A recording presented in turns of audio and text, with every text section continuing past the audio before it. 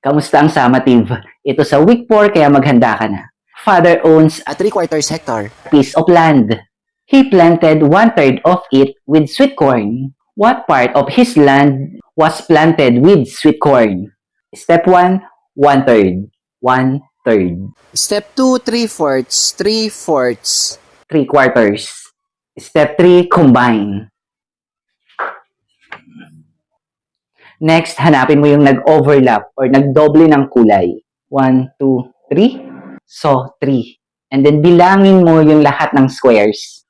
1, 2, 3, 4, 5, 6, 7, 8, 9, 10, 11, 12. 12, and then 3. 3/12. Simplify, 1/4. Another example. Sagutan natin to. Step 1, 1/2. 1/2.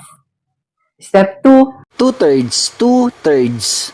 Step 3, combine. Next, bilangin mo yung nag-overlap or nagpatong na color. 1, 2, 2. And then, ang denominator, ilan lahat yung squares? 6. 2/6. Simplify, 1/3. Ganun lang.